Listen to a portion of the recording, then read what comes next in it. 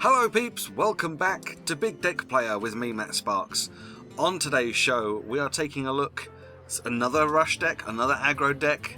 This one has been posted on Hearthstone by Thundresso, and this is called the Fastest Face Rogue. This is the deck. As you can see, it's all very low cost. There's quite a lot of duplicates of stuff, so let's take a look at the start and we'll work our way through. To start with, at 1 mana we have 2 Cold Blood. Obviously you want to try and get the combo on this to give your minion a +4 attack, preferably on a charged creature so that it's guaranteed damage, if you can. Obviously if you play the charged creature that turn and then play the Cold Blood afterwards, you're guaranteed that combo, which could be very nice indeed. Deadly Poison, also at 1 mana, giving your weapon +2 attack. You kind of want to use your weapons early game to try and protect your minions as much as possible, because you want to try and keep your minions out so they can keep doing damage over and over again.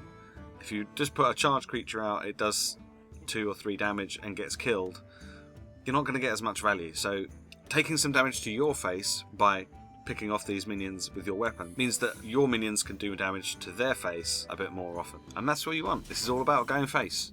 All about going face. Just like a face hunter, but so far maybe better. Also at 1 mana we have a Buccaneer. This is a new card from TGT, and I kind of overlooked this one. I didn't really think about it too much, but it's actually really good. Whenever you equip a weapon, give it +1 attack. Now you've got 2 of these in the deck, so theoretically if you put them both out at the same time, you can get your normal hero power daggers up to a 3 damage, which is pretty cool. Obviously if you're playing against a mage, you might not want to play this on turn 1. You might want to wait till like turn 3 where you can play this and then dagger up. And also that combos very nicely with Deadly Poison, because then you can use Deadly Poison as well, giving your daggers 4 attack, which is very nice indeed. At 1 mana we also have 2 Leper Gnomes, because we're going all about going face, and Leper Gnome, even if it dies, is guaranteed to do damage to the face, so that's always good. Plus you can always, if you want, you can always use the Leper Gnome to trade, because you're still going to get that damage to the face. Although, that early in the game, it's probably better to just use your daggers. Also at 1 mana, we have South Sea Deckhand. Has charged while you have a weapon equipped. Make sure you don't do what I've done in the past, and I've seen other people playing rogues do in the past, where they will bring the South Sea Deckhand out, then they attack with their weapon, destroying their weapon, and then the South Sea Deckhand doesn't charge because you don't have a weapon equipped. Make sure you attack with the Deckhand whilst you have your weapon, and then attack afterwards, or Blade Flurry afterwards, or whatever it is you're doing. Make sure you attack with the Deckhand first. At 2 mana, we have 2 Blade Flurry. Again, this combos very nicely with what the Buccaneer can do and the Deadly Poison. It's probably best to try and keep 1 charge, 1 durability left on that weapon for a Blade Flurry, just in case you need it to get rid of taunts or other creatures on the board. Plus, Blade Flurry does damage to your opponent's face as well, which means you're going to be still doing damage to the face even though you're clearing the board. At 2 mana also, we have 2 Eviscerate. Try and get the combos off on these if you can to get the 4 damage. I mean, 2 damage is okay, but it's not as good as 4 damage, is it? We have 2 Sap. These were put in instead of Ironbeak Owl, because I find that if you put Ironbeak Owl to silence something, say a taunt or whatever, the taunt is still there. So, yes, you can bypass it and carry on going for face, but unless you can get rid of it to kill it, then it's going to start trading with your minions. And, you know, there's always that chance that they might have something that can re-taunt it or buff it up or do something with it. Whereas if you sap it, it's gone.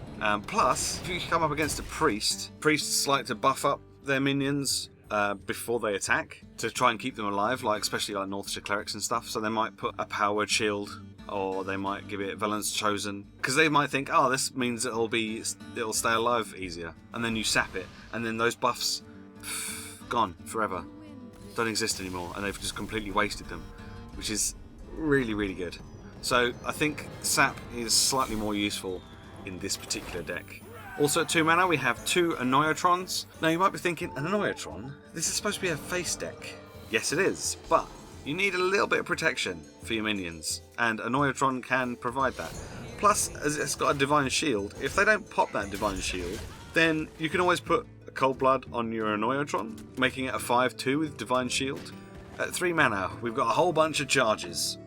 starting off with the Arcane Golem. The only problem with this is obviously that it gives your opponent a mana crystal, but hopefully by the time you'll start playing these guys, your opponent's going to be almost gone anyway. So these, again, nice charge. Putting a Cold Blood on this is going to make it hit for 8, which is amazing. So you're going to be doing 8 damage for 4 mana. Really, really good. But yeah, to try and make sure that you use this towards the end of the game. You don't want to be giving your opponent mana crystal on turn 3, because that could become quite a problem for you. Also at 3 mana we've got the Argent Horse Rider. This is also another good combo for Cold Blood because it's got the Divine Shield. It's probably going to have at least 2 things into it to get rid of it. At 3 mana we've got a little bit of card draw in the form of Cold Light Oracle. The fact that we're giving the opponent 2 cards doesn't really matter too much because you're using so many low cost stuff. By sort of turn 4, turn 5, if you're still going and you haven't beaten them already, you're going to need those card draws because you're going to be playing like 2 cards each turn because everything's so low cost. Also at 3 mana we've got the SI7 Agent. Use the combo on this if you can to get rid of something on your opponent's side. Use the 2 damage to kill off one of the enemy minions rather than using it to go face. Getting this in your opening hand if you're going second is pretty nice because you can combo this with the coin to play this on turn 2, which is pretty cool. Getting a 3/3 out on turn 2 is pretty nice. But ideally when you start you kind of want to go for your 1-cost creatures, Southsea Deckhand, Leopard Gnome, Buccaneers. Also at 3 mana, the last of the charges, we have a Wolf Rider, because it's pretty standard for most rush decks, having a Wolf Rider in there. A 3/1 for 3, it's not great, but it does the job. And then finally, we have the Tinker's Sharpsword Oil at 4 mana. So on the combo, it gives your weapon +3 attack and a friendly minion 3 attack, but it's a bit random as to which one it gives. But because you've got a whole bunch of creatures with charge and stuff, it doesn't really matter which one it gives that extra 3 attack to, really, as long as you use it well. Obviously make sure you use this on the turn that you are going to be attacking. But it is 4 mana, so it might be worth keeping back something to combo with it, so that you do actually pull off that combo. Alright, so that's the deck. That is the fastest Face Rogue. It is really super cheap to craft. It's 1,440 dust, which is less than a legendary minion to get an entire deck, which is pretty insane. I can't recommend this enough. At the moment, everyone's sick of facing face hunters. Everyone knows face hunters. People are beginning to counter face hunters by putting in extra cards that they wouldn't normally carry just because they're coming up against face hunters all the time.